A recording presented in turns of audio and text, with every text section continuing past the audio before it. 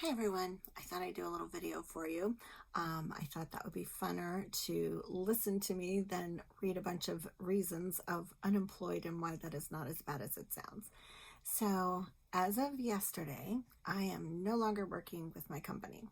So I'll explain in a moment, but I had to have a little short story first because I was trying to think, how long have I been working? Thinking of my first job, my first paying job, and then I realized I had a little something that I'm going to show you. So a long, long time ago, when I was 10, so I'm 52, so that's 42 years ago when I was 10, during the summers, Dawn, my sister, and I, we would go and spend the summers with our grandma and grandpa, Grandma Mary, Grandpa Phil in Columbus, Ohio. And she worked at a little corner store, and she'd work on the weekends, and she would bring me in. And my job, I had a very important job. My job was to stock the candy, to marry the boxes when they were empty, to take them to the back and throw them away, because we threw them away. We didn't recycle back then. Bring out new candy when it was needed, or if a new candy came in, to showcase it properly. So that was my job all summer long, was to stock the candy. And I took great pride in that. It was very organized, and I really enjoyed making my candy look good. Facing all the lollipops and that kind of thing. And then at the end of the summer, the owner of the store gave me this little envelope with cash in it. I think it was about $25. Maybe $20. It wasn't a lot because, child labor, whole, thing of the past, and paying you in cash. So obviously it was just a kind little gift for this kiddo who was, playing with candy. Anyway, what Grandpa Phil made me do is he made me take one of these $5 bills, one of the monies out of my envelope. So if you can see it, that's like a cool $5. And across the top of my little kid writing here, if you can see that, it says August 1st, 1978, first $5 I ever made at 10 years old. So this was my first job. Because I got paid. I did a thing and I got paid under the table. No taxes, but that's okay. Don't tell my mom. So my first actual job, I think I was 16 or 17. Lori McLean, I should call you and ask, because we got jobs at a donut shop. Each same owner, two different shops across town, but we both worked on the weekends on the donut shop. And I think that was my first paycheck. So I have been working steadily since, and as an adult, all of my jobs, I left a job for a job. I never had a gap. So all my dates of employment end one day, start the next. So I always had this continuous employment. And a couple times in my world, I've had 2 or even 3 jobs. At one point, I had 3 jobs. So I've always been very employed. And so situations come up recently. And so it's part COVID, part acquisition, part my attitude. So here's what happened. So I left Marriott International after 16 years, and many of you know that. I just needed change, needed to do something different, and I joined a small hospitality management company called RAR Hospitality, and that was January of 2019, last year.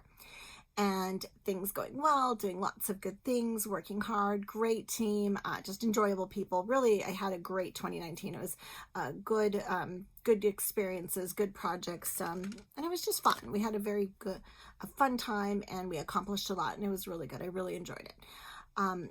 Then our company was acquired and bought by a slightly larger but still small hospitality management company called Hostmark Hospitality, and they're out of Chicago. They wanted a West Coast presence and some West Coast hotels and some West Coast talent. So they acquired us, kept our team on to different degrees, and that happened. Everything was transitioned on February 21st of this year. The final paperwork was signed on March 10th. Happy birthday to me. And then a week later, the world blew up with COVID. So we were going through transition, trying to transition a company, trying to blend our company, our smaller company, into their company, and at the same time closing hotels, closing restaurants, laying off people, furloughing people. I mean, it was just the craziest that everyone has had different experiences with. So it was super chaotic and super crazy, and reduced hours, reduced wages, just all of this chaos.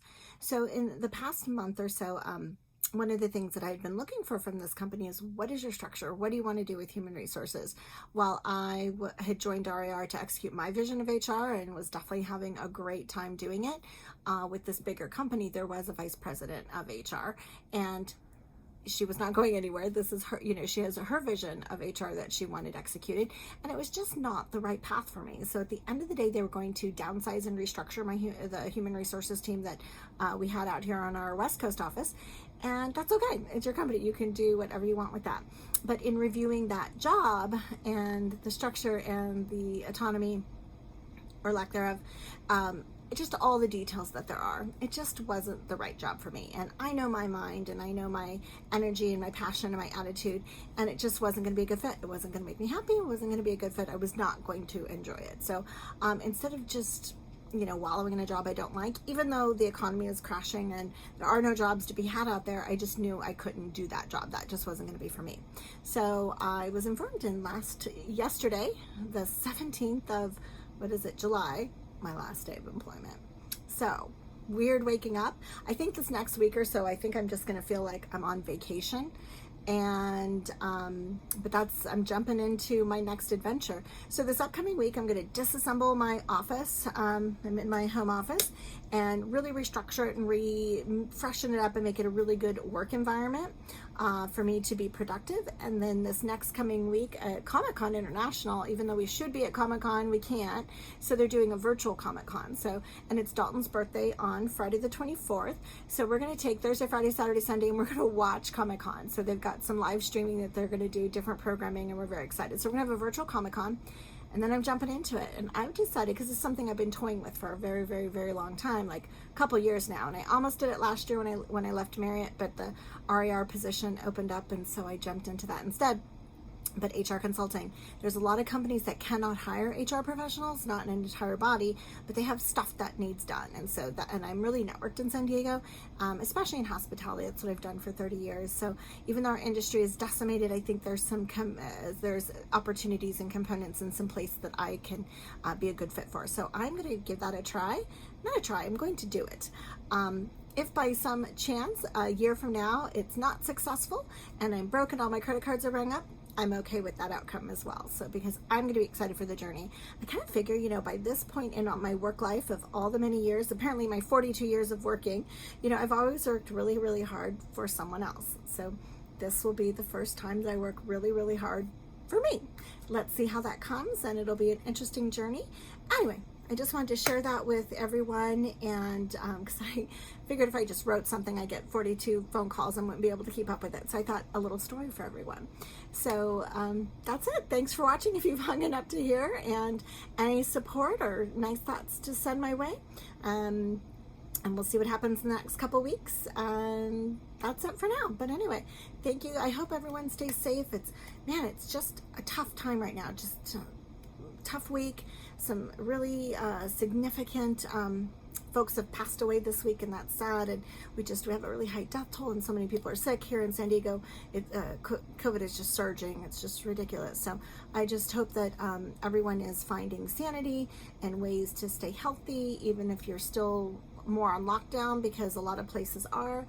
And just, hang in there, and I hope everyone is doing well. Anyway, thank you, and more to come.